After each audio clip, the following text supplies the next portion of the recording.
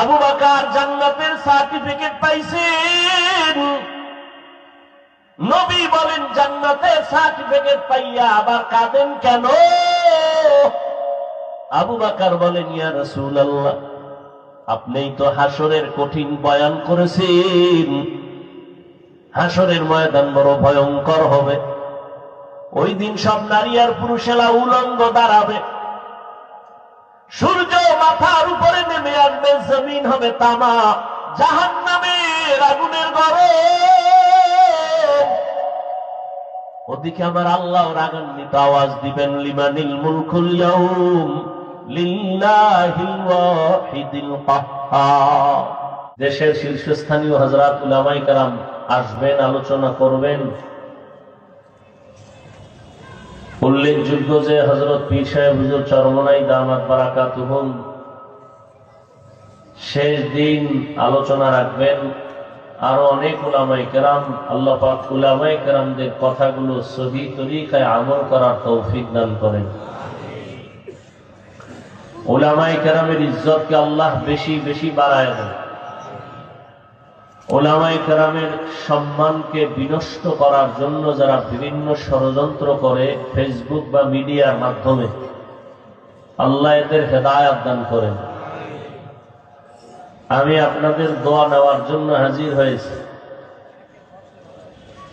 দোয়া সব থেকে বড় একটা অস্ত্র। আর দোয়া সালাহুল মুমিন, মুমিনের বড় হাতিয়ার একটা দোয়া। দোয়ার দ্বারা বান্দা অনেক দূর এগিয়ে যায়, যেটা নিজের চেষ্টায় আগাতে পারে না। এই দোয়া আমার সব থেকে বড় পুঁজি।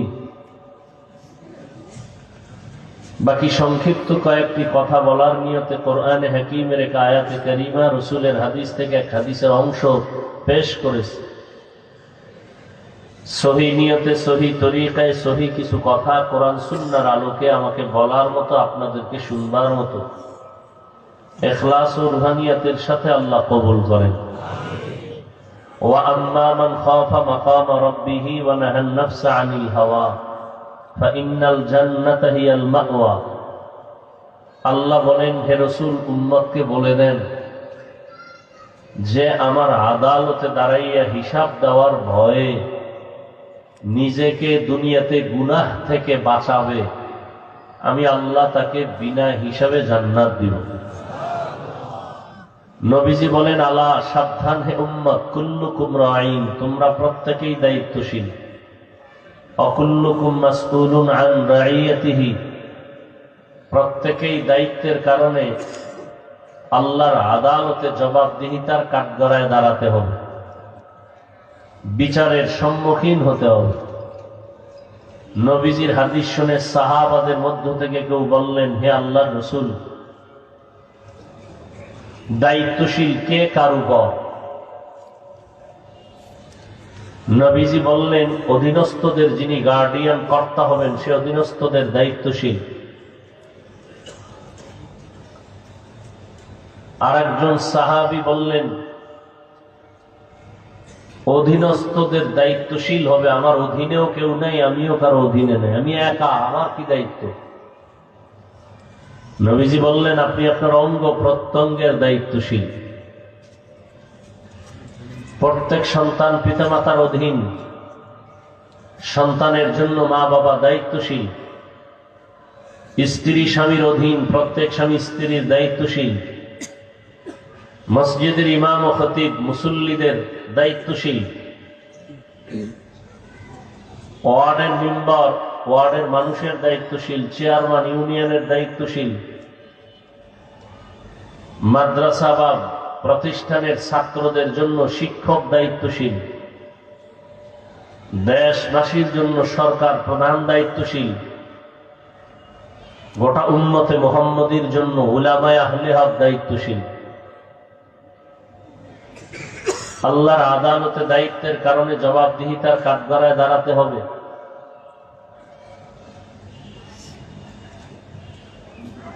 আল্লাহ কোরআনের এক আয়াতে বলেন, ইয়া আইয়ুহাল্লাযীনা আমানু কু আনফুসাকুম ওয়া আহলিকুম নারা।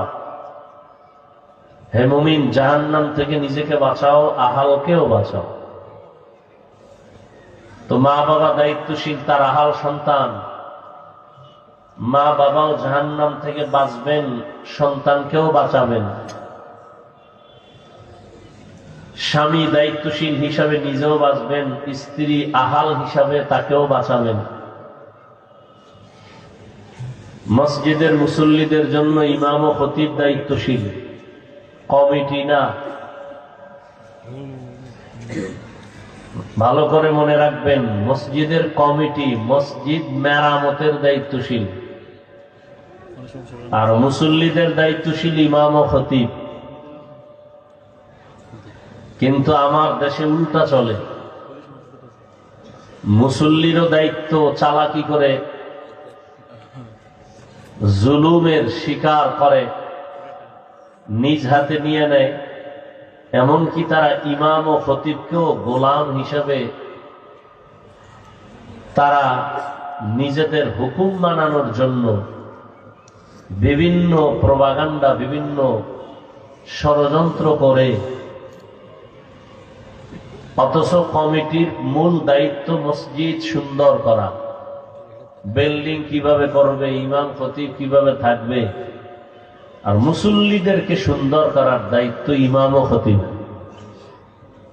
কোন কমিটি মুসল্লিদেরকে দ্বীনি লাইনে কিছুই দায়িত্ব নাই বলা, কিন্তু নাই তো দূরের কথা, ইমাম খতিবকেও সে চালাতে চায়। এই দোষ আমাদের কপালকে দিতে হবে, আর কাউকে না। কারণ শিয়ালের হাতে মুরগি দিলে যা হবে, ধর্মের চাবি সুদখোর বেনামাজির হাতে দিলে তাই হবে।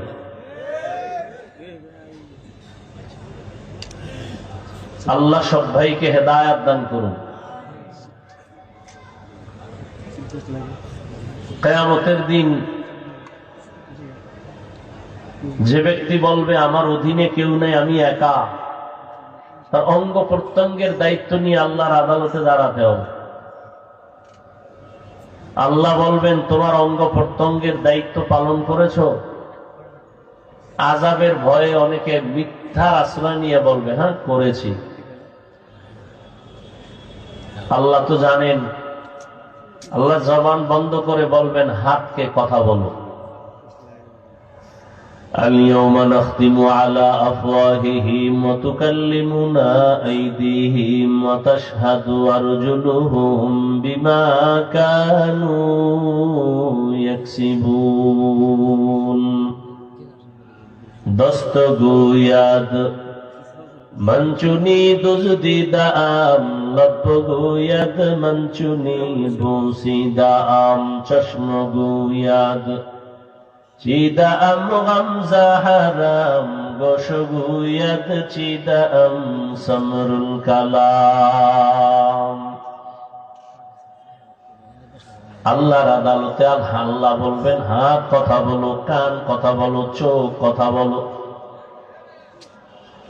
আল্লাহ যখন বলবেন হাত কথা বলো, আমাদের বাস্তব বিশ্বাস হলো হাত কথা বলতে পারে না। আপনাদের হাত কথা বলতে পারে?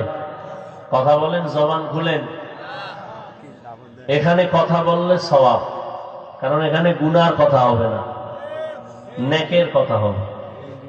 আমরা যেখানে জরুরি সেখানে কথা বলতে চাই না, আর যেখানে কথার প্রয়োজন নাই সেখানে শুধু শুধু কথা বলি। মসজিদে কথা বলা নিষেধ, কেন বেশি কথা বলে, তা আসতে না জোরে বলে। চিন্তা করে বাধা দিবে কে? বাধা দেওয়ার কেউ নেই। যে বাধা দিবে সে আমার অধীন, আমি কর্তা, আমি গার্ডিয়ান। তো বাস্তব হলো হাত কথা বলতে পারে। আল্লাহ যদি কুদরতের ক্ষমতা দেন পারবে, এই বিশ্বাসটা অন্তরে রাখতে হবে।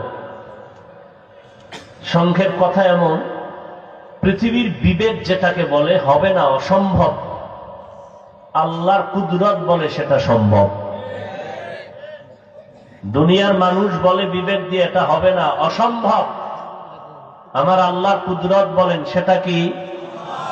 মরা গাছে কথা বলতে পারে না, এটাই সত্য। তো আল্লাহর কুদরতে দুধের বাচ্চা কথা বলতে পারে না, এটাই সত্য। আল্লাহর কুদরতে পারে। এই বিশ্বাস অন্তরে রাখলে তাহলে আশা করা যায় আউলিয়ায়ে কেরামদের কারামত নিয়ে কোনো তিলকাল করার সুযোগ থাকবে না। অনেকে আউলিয়ায়ে কেরামের কারামতকে মানে না। ইখতিলাফের শেষ নাই, ধর্ম নিয়ে বাড়াবাড়ি, আর হলো ধর্ম নিয়ে সারাসারি। আল্লাহ সব ভাইকে সহি বুঝ দান করেন। পাথর কথা বলতে পারে না, আল্লাহর কুদরতে পারে। মরা খেজুর গাছ নবীজির সাথে কথা বলেছেন। পাথর নবীর কথায় কালিমায় শাহাদাত করেছে। এটা অলৌকিক একটা পাওয়া, আল্লাহ দেন, বান্দার এখানে কোনো হাত নাই। আল্লাহ মাঝে মাঝে অসম্ভবকে সম্ভব করায় দেখান, কখনো ডাইরেক্ট, কখনো ইনডাইরেক্ট, কখনো সরাসরি, কখনো কোনো মাধ্যমে।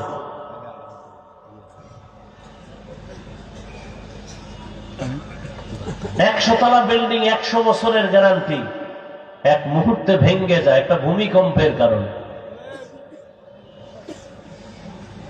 আল্লাহর কুদরত। আবার কোন আল্লাহর কুদরতি অস্বাভাবিক কিছু ক্ষমতা আল্লাহ পাক তার প্রিয় বান্দাদের দ্বারা দেখান। বান্দা দেখায় না, কে দেখান?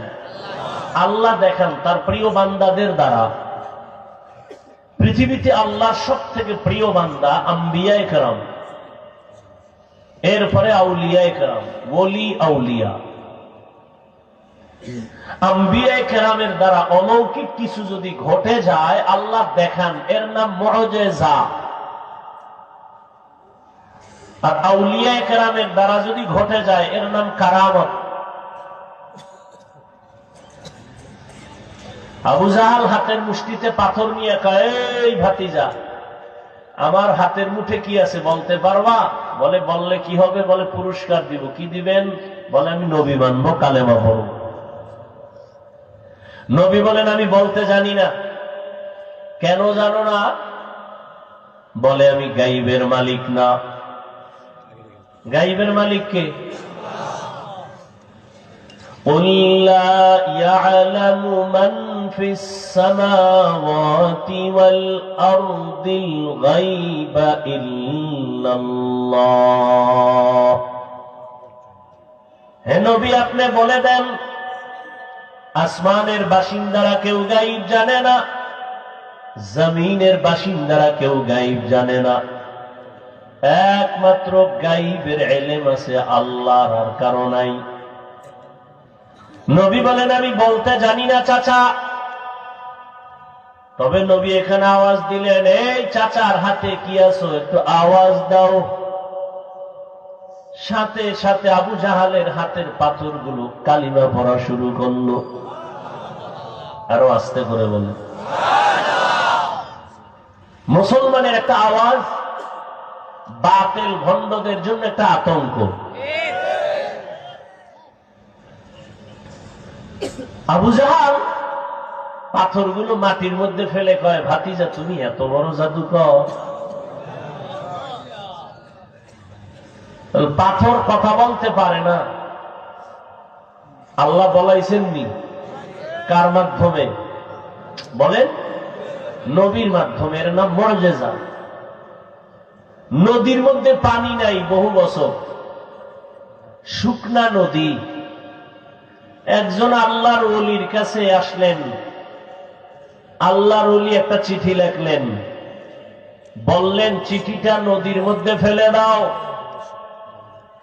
লোকেরা গিয়া নদীর মধ্যে চিঠি ফেলে দেওয়া মাত্র শুকনা নদীতে পানির জোয়ার শুরু হয়ে গেল। এটা কোন নবীর দ্বারা হয় নাই, একজন ওলির দ্বারা হয়েছে।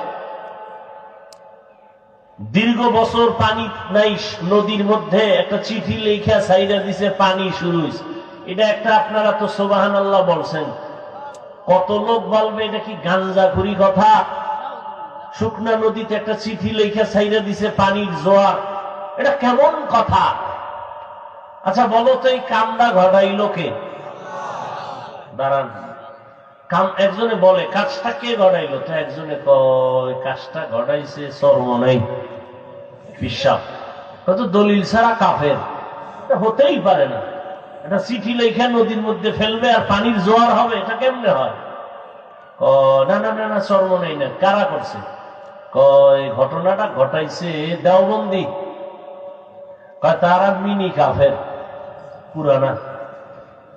না দেওবন্দিও না, তো কে গড়াইল? তাবলিগ ওয়ালারা। কারা মূর্খ, এটাও সম্ভব না। না না, আমরা ভুল বলছি। তাই কে গড়াইছে? এবার টানো, ইতিহাস টানো। টানতে টানতে টানতে টানতে গিয়ে দেখে এই ঘটনাটা ঘটাইছেন হযরত ওমরের চিঠি। সুবহানাল্লাহ। কার মাধ্যমে ঘটছে এটা? ওমর চিঠি লেখছেন, শুকনা নদীর মধ্যে ফেলে দিছে, পানির জোয়ার শুরু হয়ে গেছে। এইবার আস্তাগফিরুল্লাহ নাউজুবিল্লাহর পার্টিরা কি বলবে? ঘটনা তো ওমর ঘটায় দিছেন। ওমর তো নবী না, ওমর তো সাহাবী, আহলুল্লাহ, ওলিয়ে কামেল। এর নাম কারামত। বিশ্বাস করলে মুমিন, অবিশ্বাস করলে বেঈমান। আল্লাহর কুদরতের দ্বারা সব সম্ভব, অবিশ্বাস করলে বেঈমান। বান্দার কোনো হাত নাই। কথা বুঝেননি? এইরকম কিছু অলৌকিক ঘটনা যদি অন্য কেউ ঘটায়, যেমন আগ্রসী ঘটায় দিছে, চন্দ্রপাড়া, মাইজবান্ডার, দেওয়ানবাগ, এরকম কিছু যদি কেউ ঘটায় দেয়, দেখবেন তার মধ্যে শরীয়তের আমল আসেনি, সুন্নত আসেনি, পর্দা আসেনি। যদি না থাকে, সে যদি ঘটায়, তাহলে এটা কারামত না, এটা কুফুরি কালাম বা জিনের কালাম। এটা কি কুফুরি কালাম অথবা জিনের চালবা। জিনের মাধ্যমে এরকম কিছু হতে পারে। অলৌকিক ঘটনা আল্লাহ যে ঘটাবেন, কোন গুনাহগারের দ্বারা ঘটাবেন না। আল্লাহর প্রিয় বান্দা যারা, তাদের মাধ্যমে আল্লাহ ঘটায় দেখাবেন। কোথা থেকে কোথায় চলে আসছি। হাত কথা বলতে পারে না, আল্লাহ যখন বলবেন কথা বলো, হাত কথা বলবে। কেমনে বলবে? আল্লাহু আলাম। হাতকে আল্লাহ বলবেন তোমার ডিউটি যথাযথ পালন হয়েছে কিনা বলো। এই যে এক হাতে 5টা আঙ্গুল আছে না, এক একটা আঙ্গুলে কর আছে কতটা? 5 আঙ্গুলে কয়টা? এগুলো আল্লাহ অনর্থক বানান নাই। ও বান্দা, 5 বেলার নামাজ আদায় করিয়া ফরজের পরে ডান হাতের আঙ্গুলের কর গুলো গুনে গুনে তুমি 33 বার আলহামদুলিল্লাহ পড়ো, 33 বার সুবহানাল্লাহ পড়ো, 34 বার তুমি আল্লাহু আকবারের তাসবিহ পড়ো। এই করগুলো গুনে গুনে পড়ো। বাম হাতে না ডান হাতে? ভালো কাজ সবসময় ডান হবে, বাম হবে না, মনে থাকবে। ভালো কাজ কোন হাতে হবে? যেমন আমাদের দেশের অনেক বুজুর্গ আল্লাহর বান্দারা রাস্তায় বিড়ি টানে ডান হাতে, তো ভালো কাজ কি? অনেকেই দেখবেন ডান হাতে বিড়ি টানে, বাম হাতে চা টানে, কারণ তার বিড়ি টানা খুব ভালো, স্বাস্থ্য সুন্দর থাকে, মেশকের ঘ্রাণ পাওয়া যায় পাশে দাঁড়াইলে। আল্লাহ হেদায়াত দান করুন। তাহলে ভালো কাজ বাম হবে না ডান? তাহলে কোন হাতের কর দিয়ে গুনবেন? অনেকে বাম হাতে গুনে, এটা উচিত না। গুনাহ হবে তা বলছি না, উচিত না। তো হাত বলবে হে আল্লাহ, এই হাত দ্বারা মা বাবার খেদমত করবে, করে নাই। এই হাত দ্বারা কোরআন শরীফে আঙ্গুল দিয়ে দিয়ে টেনে টেনে পড়বে, পড়ে নাই। বরং এই বান্দা এক ধ্বংস লীলা হাতের মধ্যে নিয়ে আঙ্গুল টেনে টেনে আলেমের বিরুদ্ধে ফেসবুকে লেখছে। আল্লাহ বলবেন, চোখ তোমার কি হক আদায় করেছে সাক্ষী দাও। চোখ বলবে, হে মালিক, এই চোখ দিয়েছো তুমি, মা বাবা দেখবে, দেখে নাই। চোখ দিয়া আলেম দেখবে, সওয়াব হবে, দেখে নাই। এই চোখ দিয়া বাইতুল্লাহ দেখবে, দেখে নাই। কোরআন দেখে দেখে পড়বে, দেখে নাই।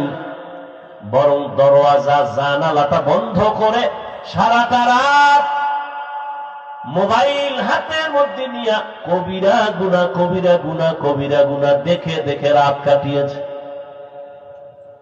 এরকম আসামি নাই?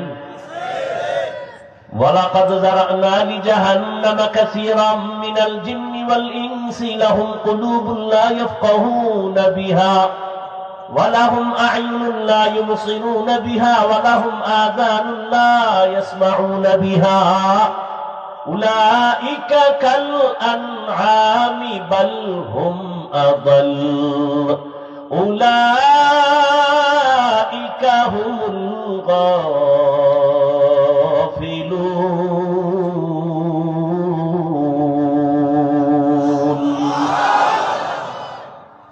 আল্লাহ তাআলা 9 পারা সূরা আরাফে বলেন, অধিকাংশ মানুষ জাহান্নামে যাবে, কারণ আমি তাদেরকে ভাবার মতো কলব দিছি, ভাবে না। দেখার জন্য চোখ দিয়েছি, দেখে না। দেখা শোনার জন্য কান দিয়েছি, শোনে না। চোখে কি ভর্তি লাগায় রাখে? কয় না, যা দেখতে বলছি দেখে না, যা নিষেধ করছি তা দেখে। যা শুনতে বলছি শুনে না, নিষেধ যা করেছি তাই শুনে। আল্লাহর দেওয়া কানের মধ্যে আজানের আওয়াজ নাও, তেলাওয়াতের আওয়াজ নাও, মা বাবার আওয়াজ নাও। বান্দা সব বন্ধ করে অল টাইম কানের মধ্যে গানের তার লাগায় গান শুনতে শুনতে ঘুমায় গেছে। এরে যুবক, সারাটা রাত মোবাইলের গুনাহ দেখে দেখে চেহারাটা নষ্ট করেছো। যেই চেহারাটা 40 বছর পর্যন্ত কোনদিন নষ্ট হবে না, উজ্জ্বলতা যাবে না, মাত্র 25 থেকে 30 বছর পর্যন্ত বয়সে তোমার চেহারা নষ্ট হয়ে গেছে। মনে হয় বন্ধ আসে কেন?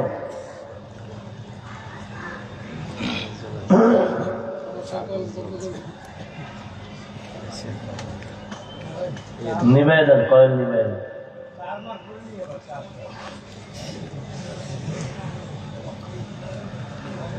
এরে আমার আল্লাহর বান্দা,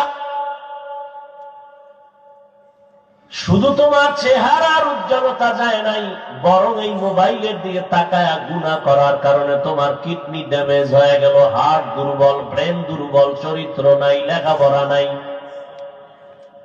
তোমার মধ্যে আছে বলতে কিচ্ছু নাই, আছে একটা রুহু, এটা চলে গেলে তুমিও নেই। হুজুরেরা বলে কানে ঢুকে না, মানতেও চাও না। গোটা দুনিয়ার চিকিৎসা বিজ্ঞানীরা গুগলে সার্চ দাও, এখন লেখো টাচ মোবাইলে শরীরের কি কি অঙ্গের ক্ষতি হয়।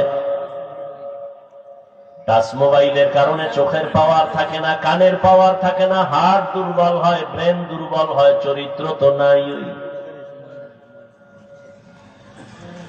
নিজ হাতে জীবনটাকে নষ্ট করে চলে যুবক।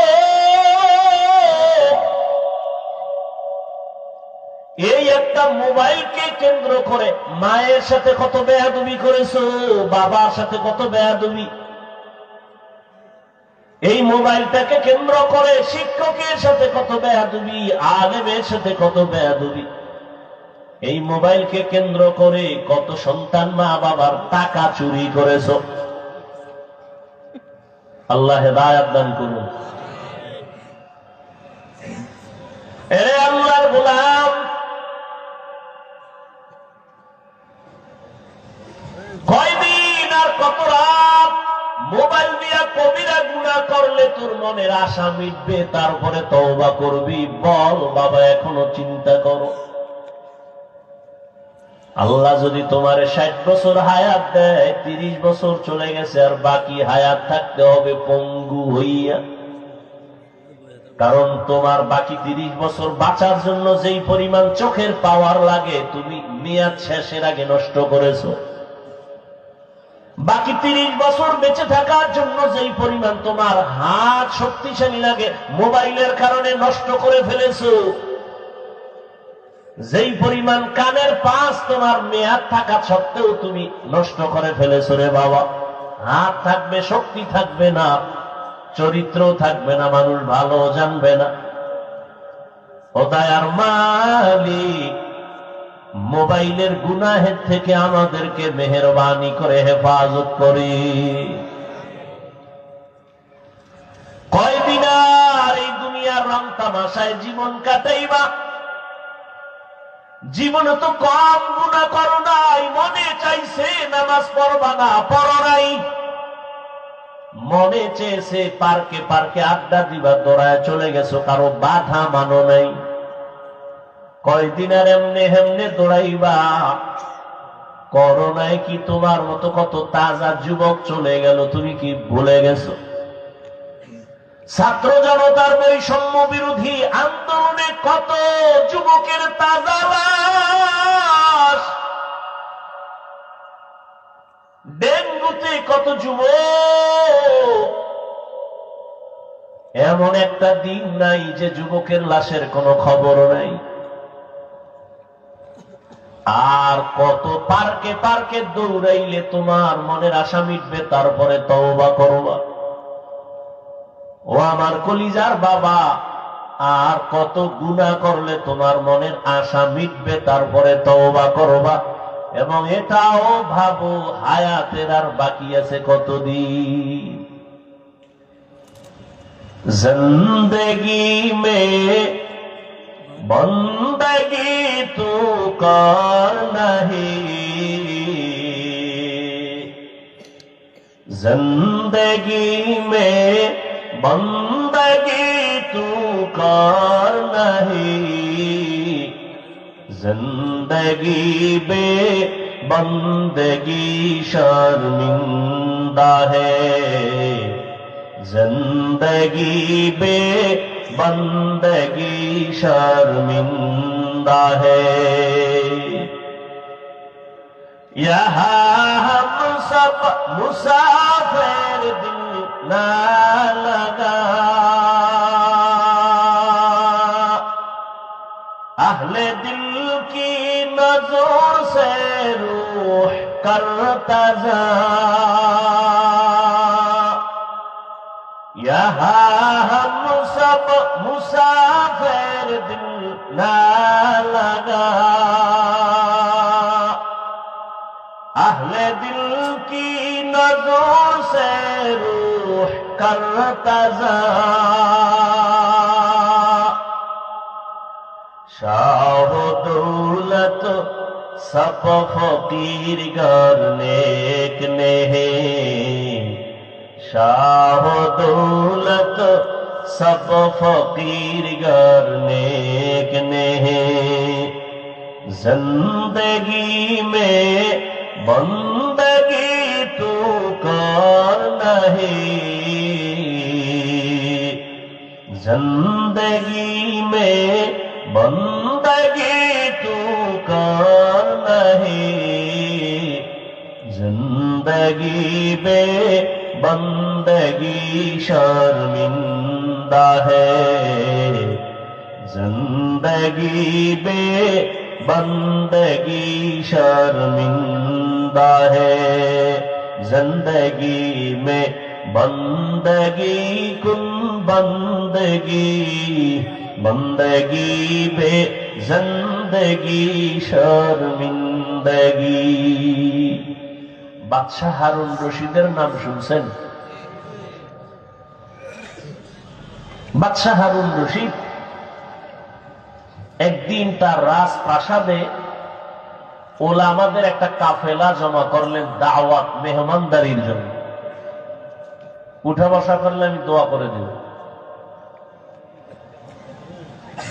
তো উলামাদের কাফেলা বাদশাহ হারুন রশিদের রাজপ্রাসাদে হাজির। বাদশাহ হারুন রশিদ একদিকে রাষ্ট্রপ্রধান, অন্যদিকে আল্লাহর প্রিয় একজন ওলিয়ে কামেল। রাষ্ট্রপ্রধান তো তিনিই হবেন যে জনগণের ইমামতিও করবে, মসজিদে আবার জুমার খুতবা দেওয়ার অধিকার রাখবে। আর আমগো অবস্থা, জনগণের প্রতিনিধি ইমামতি করবে দূরের কথা, সালাম দিতে পারে না। সালাম দেয় সালামালাইকুম, স্টাইল সালামালাইকুম, মানে তোর উপরে আল্লাহর গজব, হে ঘুরায় খাও আলাইকুম, তোর উপরে আরো আগে। বাদশাহ হারুন রশিদ ওলামাদের কাফেলাকে ডাকলেন। তার স্ত্রীর নাম জানেননি? খবর নেই। দুনিয়ার গুনাহগারদের নাম জানে না? দুনিয়ার মধ্যে শ্রেষ্ঠ নায়িকা সুন্দরীকে এ নামও, হ্যাঁ এ নামও জানে। তাফসীরের একটা অংশ। আল্লাহ হেদায়েত দান করুন। অথচ দুনিয়াতে যাদের অক্লান্ত অবদান, মনীষী আল্লাহর প্রিয় গোলাম, এদের নাম আমাদের খবর নাই। বাদশাহ হারুন রশিদের স্ত্রীর নাম কি? জুবায়দা খাতুন। কি নাম? জুবায়দা খাতুন। তিনি ছিলেন কোরআনে হাফেজা। তার কাজের মহিলা ছিল 100, সবাই কোরআনে হাফেজা।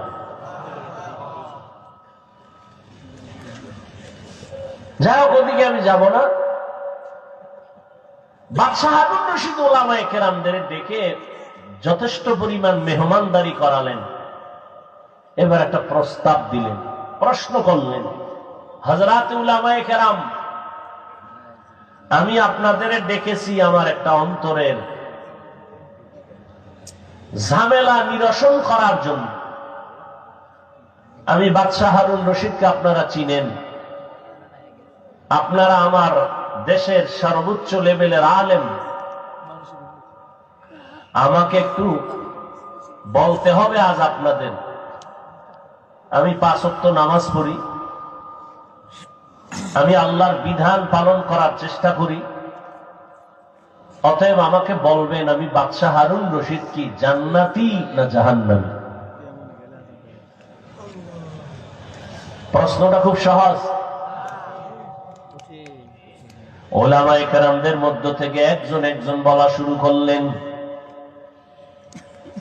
আপনি ভালো মানুষ, নেক আমল করেন,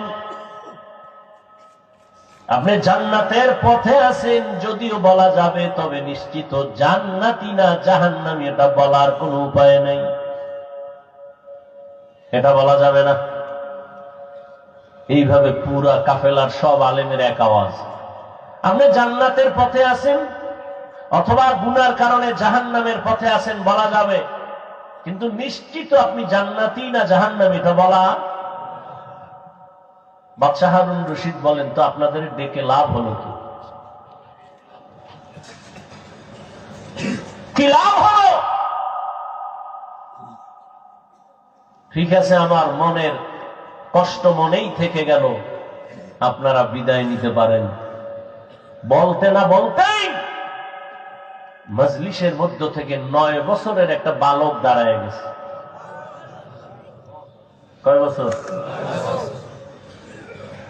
9 বছরের বালক দাঁড়ায় বলেন, বাদশাহ জাহাপনা, বেয়াদবি যদি মাফ করে দেন, আমি একটু কথা বলতে চাই। কয় বলো। কয় সামনে আসতে হবে। কয় আসো। বলে, বাদশাহ আপনি যে প্রশ্নটা করছেন, আপনি জান্নাতি না জাহান্নামী, আমি একুরেট আমি আপনাকে জবাব দিতে চাই। সব আলেমরা আশ্চর্য, আমরা ভারি না, তুই কিরে? বাদশাকে কথা কইও না, কি জবাব দেয় হুনো, এই রাস্তা খুলে দাও। 9 বছরের বালক বাদশার সামনে দাঁড়াইলো, দাঁড়াইয়া কয়, আমার একটা প্রশ্ন আছে। কি প্রশ্ন? জবাবটা তো আমি দিব। বলে, হ্যাঁ তুমি দিবা। তো বলেন তো, যিনি প্রশ্ন করে সে কি উপরে দামি, না যে উত্তর দেয় সে বড়? যে উত্তর দেয়। হারুন বাদশা কয়, যে উত্তর দেয়। তাহলে আমি উত্তর দিব। বলে, হ্যাঁ। তাহলে আপনার সিংহাসনে আমাকে বসায় দেন, আপনি একটু নিচে বসেন।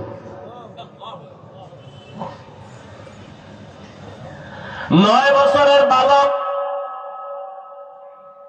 কাটা ঘায়ে লবণের ছিটা, অস্বাভাবিক কেমন আওয়াজ। পুরা মজলিসটা আচমকা হয়ে গেল, আতঙ্কিত হয়ে গেল। এই 9 বছরের বালক, আমরা এত আলেম ওলামারা ব্যর্থ হয়ে গেলাম। এই বালক কি জবাব দেয় একটু শুনি। কিন্তু প্রথমেই তো তাক লাগায় দিল। এত বড় বাদশাহ, তারে নিচে নামানোর জন্য অর্ডার দিল। বাদশাহ হারুন রশিদ অহংকারী না, বিনয়ী বাদশাহ, আল্লাহর প্রিয় আমলওয়ালা বাদশাহ। 9 বছরের বালক এ কথা যখন বলছে, দ্রুত বলে, ওজির, বাচ্চাটারে আমার সিংহাসনে বসাও, আমাকে নিচে বসার বিছানা দাও।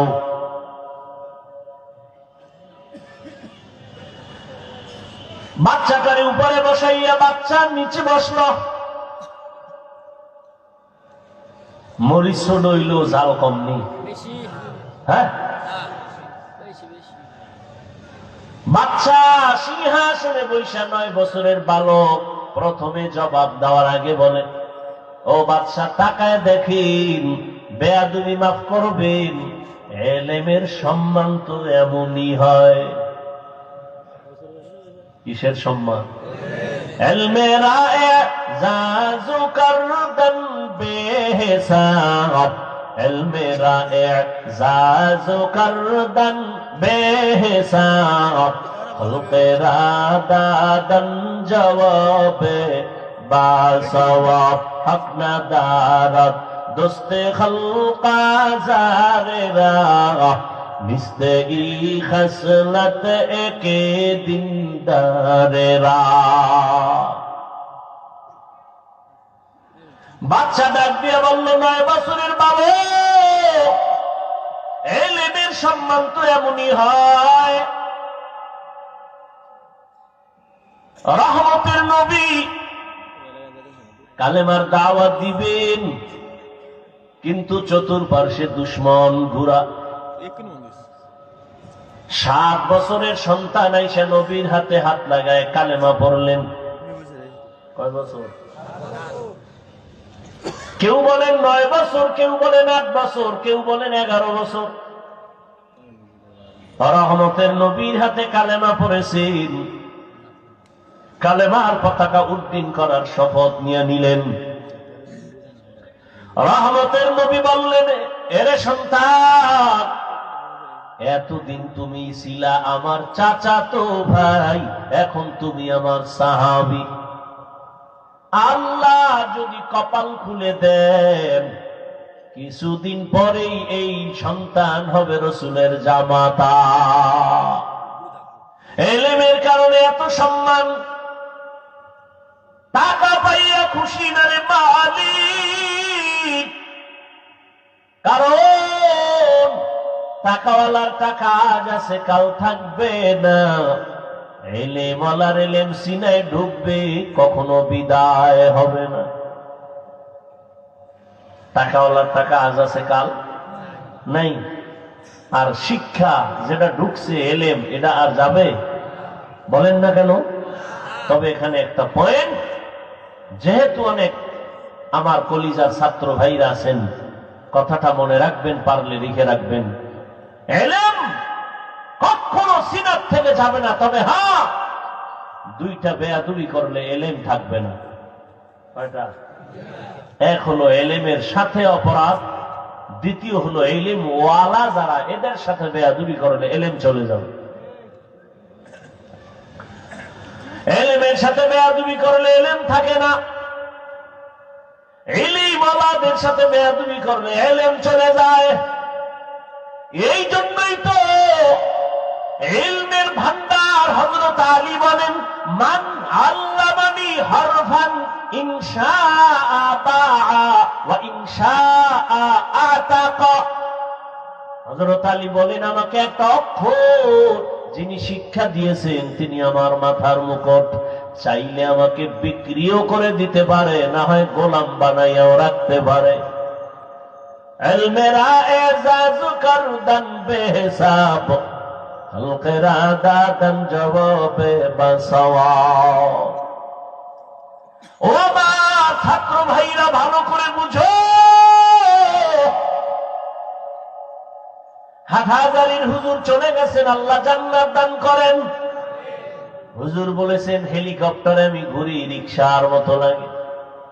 চরমনায়ের হুজুর হেলিকপ্টারে ঘুরে, হাফিজুর রহমান হেলিকপ্টারে ঘুরে, চাইলে ডেলি ঘোরা যায়। 14 গোষ্ঠী বিক্রি করলেও ভাড়া টাকা হবে না, কিনা তো দূরের কথা। আমি মাঝে মাঝে বলি, হেলিকপ্টারে হাফিজুর রহমান দৌড়ায় না, চরমনায়ের হুজুর দৌড়ায় না। আল্লাহর ইলম যে দামি, আল্লাহর ইলমের মর্যাদা উপরে দৌড়ায়।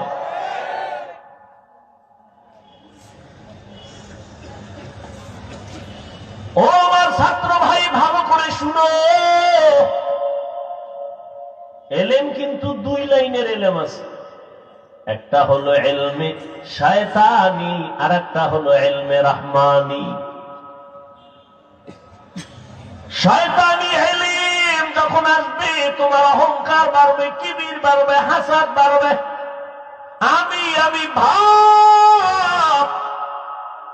ক্রমান্বয়ে তোমার ইলম তোমাকে বেয়াদব বানায় দিবে। এই জন্যই তো জগতের শ্রেষ্ঠ ইলমওয়ালা রহমতের নবী বারবার দোয়া করতেন, আল্লাহুম্মা ইন্নী আসআলুকা ইলমান নাফিআ। ও আল্লাহ, এমন ইলম আমারে দাও যে ইলমের দ্বারা আমার উপকার হবে, উম্মতের উপকার হবে। ওই ইলম তো রহমানি না, যেই ইলম আমাকে বিনয়ী করতে পারে না, এই ইলম তো ইলমে নাফি না। ওই ইলম তো ইলম আসল ইলম না, যেই ইলম আমাকে অহংকার মুক্ত করতে পারে না, আমাকে গুনাহ থেকে ফিরাতে পারে না, বেয়াদবি থেকে ফিরাইতে পারে না। এটা ইলমে নাফি না, এই ইলম আমার জন্য ক্ষতির কারণ। এই জন্য আল্লাহর কাছে নবী, যার কোনো গুনাহ নাই, সে রহমতের নবী, ইলমে নাফি কামনা করেন আল্লাহর থেকে। আল্লাহ হেদায়েত দান করুন। তো 9 বছরের বালক কোথায়? সিংহাসনে বসে কয়, ইলমের সম্মান তো এমনই হয়। কেমন? আমি 9 বছরের বালক সিংহাসনে, সারা দুনিয়া মাতানো সিংহাসনের ব্যক্তি নিচে বসা। এইবার কয়, আপনার প্রশ্নটা আবার করেন। বাদশা হারুন রশিদকে আমার প্রশ্ন, আমি নামাজ পড়ি, রোজা রাখি, পর্দা করার চেষ্টা করি, বালক তুমি বলো, আমি জান্নাতি নাকি জাহান্নামী? 9 বছরের বালক বলে, আপনি একটু বলবেননি আপনার জীবনে এমন কোন ঘটনা হয়েছে কিনা, যেই ঘটনা বড় মারাত্মক, আপনি চাইলে একা একা অনেক গুনাহ করতে পারতেন, একা কেউ দেখতো না, চাইলে জিনা করতে পারতেন, কিন্তু আল্লাহর আযাবের ভয় আপনি গুনাহ করেন নাই। বাদশা হারুন রশিদকে যে একটা নি বহু হয়েছে, চাইলেই গুনাহ করতে পারতাম, কিন্তু আমি আল্লাহর আদালতে হিসাব দেওয়ার ভয়ে আমি গুনাহ করি নাই। 9 বছরের বালক বলে, নিশ্চিত আপনি জান্নাতি। বাদশা হারুন রশিদ সে তার আগে আলেমরা দাঁড়ায় গেছে। কই পেয়েছ তুমি 9 বছরের বালক?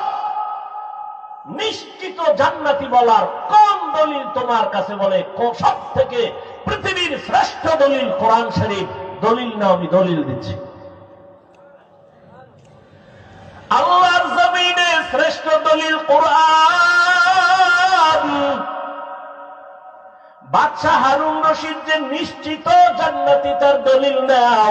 ওয়া আম্মা মান খাফা মাকাম রাব্বিহি ونهى النفس عن الهوى فإن الجنة هي المأوى هر کے دارت خوف حق در دل مدام جنت المأوى دہت اورا مقام আল্লাহ ওয়াদা করেছেন যে আমার আদালতে দাঁড়াইয়া হিসাব দেওয়ার ভয় নিজে গুনাহ থেকে নিজেকে বাঁচাবে ফাইনাল জান্নাতা নিশ্চয়ই তার জন্য জান্নাত হলো শান্তির ঠিকানা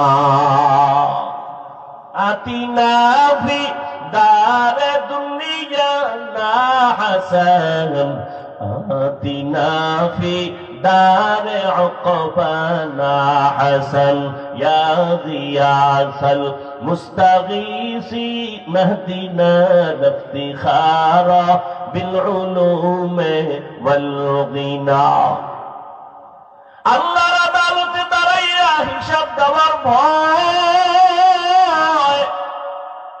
যতদিন পর্যন্ত বান্দার অন্তরে আসবে না ততদিন পর্যন্ত নবীও যদি বয়ান করে কালেমা মুখে আসে না যেই নবীর চেহারার দিকে একটা নজর দিলে পেটের ক্ষুধা থাকে না কেমন মায়ার নবী যেই মায়ার নবীর চেহারা এত সুন্দর একটা নজর দিলে যেই নবীর মোহাব্বতে জাহান্নামের আগুন হারাম আম্মা জান আয়েশা রাদিয়াল্লাহু তাআলা আনহা বলেন আমি একদিন সন্ধ্যাবেলা রাতের আঁধারে সুই নিয়া সুতা নিয়া সেলাইয়ের কাজ করতেছি হঠাৎ বাতি নিভে গেল তেল নাই হাতের থেকে সুইটা পড়ে গেল অন্ধকার আমি বসে থাকলাম এশার নামাজের পরে আমার ঘরে আমার রুমের মধ্যে সূর্য উদিত হলো রহমতের নবী মায়ার নবী যখন আমার হুজরায় তাশরিফ এনেছেন রহমতের নবীর চেহারা মুবারকের আলোতে আমি খুঁটির গোড়ায় চিকন সুইটা খুঁজে পেয়েছি ওগো নবীর উম্মতেরা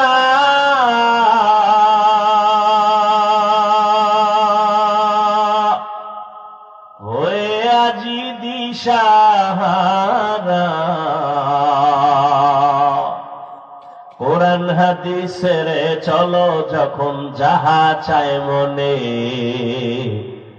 নবী বিনে কে তরফে ফুসিরত মিজানে নবী বিনে কে তরফে ফুসিরত মিজানে উম্মতের কান্দারি নবী কাঁদেছেন উম্মতের লাগি এখনো কাঁদেন নবীজি শুয়ে মদিনার পানে নবী বিনে কে তরফে ফুসিরত মিজানে নবী বিনে কে তরফে ফুসিরত মিজানে وأما من خاف مقام ربه ونهى النفس عن الهوى فإن الجنة هي المأوى আল্লাহর আদালতে দাঁড়াইয়া হিসাব দেওয়ার ভয় কেন বলে আল্লাহর আদালত বড় ভয়ঙ্কর কেমন ভয়ঙ্কর হবে আল্লাহর আদালত ও এলাকার মা বোনেরা ও যুবক বাবারা ও বৃদ্ধ বাবাজিরা আল্লাহর আদালতের ভয়ে নবীর চোখে পানি আল্লাহর আদালতের ভয়ে সাহাবায়ে কেরামের চোখে পানি আমি মালিকের দরবারে কেমনে দাঁড়াইয়া হিসাব দিব রহমতের নবী বিদায় হয়ে যাচ্ছে বিদায়ের আগে নবী বলেন এই সাহাবায়ে কেরাম কোন দিন হায়াত শেষ হয়ে যাবে বলা যায় না হায়াতের কোনো গ্যারান্টি নাই নবী বাথরুমে গেলেন, বাথরুম থেকে বের হইলেন, বের হইয়া নবী মাটিতে তায়াম্মুম করলেন। সাহাবী ডাক দিয়া কয়, রাসূল ওই মাঠের কোনায় পানি দেখা যায়, আপনি ওখানে গিয়ে ওযু করবেন। পানি থাকলে তো আর তায়াম্মুম চলে না। কি সভাপতি যদি থাকে, সহসভাপতির কোনো কাজ লাগে না। নবী বললেন, সাহাবী আমিও দেখতেছি পানি মাঠের কিনারায়, কিন্তু বলো ওই পানি পর্যন্ত যাওয়ার গ্যারান্টি আসেনি? পানি পর্যন্ত যাওয়ার গ্যারান্টি নাই। এই জন্য তায়াম্মুম করে নিলাম, ওখানে যাইয়া আবার আমি ওযু করে নিব। আমার আল্লাহর আদালতের ভয়। নবী বললেন, ও সাহাবায়ে কেরাম, কোন দিন চলে যাব বলা যায় না। আমার কাছে কোনো কারো হক যদি পাওনা থাকে তাড়াতাড়ি আদায় করে নাও। আমার ছাত্রদেরকে যদি বলি, বাবারা আমার কাছে যদি কিছু পাওনা থাকো নিয়ে নাও, তো 2 সের 5-10 টাকা থাকলে এটা কেউ চাইবে? নবী বললেন, কারো হক থাকলে নাও, আসামির কাঠগড়ায় দাঁড়ানো যেন না লাগে। সাহাবায়ে কেরাম চুপ হয়ে গেলেন। নবী কি বলে এগুলো? লজ্জার কথা। কিছু পাইলেও তো নবী এগুলি কেউ বলবে না। কিন্তু দুঃসাহসী একজন সাহাবী দাঁড়ায় গেলেন, দাঁড়াইয়া বললেন, ইয়া রাসূলুল্লাহ, একদিন আপনি আমার শরীরে একটা টাচ করেছিলেন, এমনিতে একটা টাচ করেছিলেন হালকার উপরে। নবী কয়, তাহলে এটা তো আমি এমনি করেছি, ঠিক আছে তুমি এটার প্রতিশোধ নিয়ে নাও। সাহাবায়ে কেরাম তো আগুন হয়ে গেছে, এত বড় দুঃসাহস। নবী কইছে আর দাঁড়ায় গেছে। নবী বুঝতে পেরেছেন, তোমরা গরম হইও না, তাকে আসার মতো রাস্তা খুলে দাও। রহমতের নবী আমার সাহাবী সামনে আইসা কয়, ইয়া রাসূলুল্লাহ, যখন আপনি আমার শরীর টাচ করেছিলেন, আমার শরীরে কোনো জামা ছিল না, খালি গায়ে ছিল। নবী কত সরল। নবী মসজিদে বয়া রইছে, একটা জামা গায়ে। এক বাচ্চা আইসা কয়, আমার বুড়া মা একটা জামা চাইছে। নবী কয়, নাই যাও। গুইরা আবার আইছে বাচ্চা, আইসা বলে, আপনার গায়ে যেটা আছে না এটা চাইছে। নবী গায়েরটা খুলে দিয়ে দিছে, দিয়া নবী খালি গায়ে বয়ে দিছে। বেলাল তো আজান দিতে এসে দেয়, সর্বনাশ। নবী খালি গায়ে বসা। আল্লাহ আয়াত নিয়ে পাঠাইছে সূরা বনী ইসরাঈল। নবীকে গিয়া বলো, এত বেশি হাতকে প্রসারিত না করে যে নিজে নিঃস্ব হয়ে থাকবে, লজ্জা পেতে হবে। আবার এত বেশি হাত আটকাইয়া যেন না রাখে যে মানুষ তাকে কৃপণ বলে দোষারোপ করবে। সাহাবী বলেন, ইয়া রাসূলুল্লাহ, আপনি যখন আমার শরীরে টাচ করেছিলেন আপনার গা ছিল খালি। নবী বলে, ঠিক আছে, তা আমিও জামা উঠাই। নবী পিছন থেকে জামাটা উঠাচ্ছেন, সাহাবী একটা দৌড়, এত জোরে দৌড়াইয়া পেছন দিকে ঘুরিয়া নবী যখন জামা উঠাইছেন, নবীর গর্দান মোবারকের নিচে একটা মোহরে নবুয়ত। সাহাবী দৌড়াইয়া মোহরে নবুয়তে চুমা খায়া পইরা গিয়া কয়, নবী মাফ করে দেন, বেয়াদবি করে ফেলেছি। নবী কয়, সাহাবী কি করলি? জান্নাত ওয়াজিব করে ফেললি।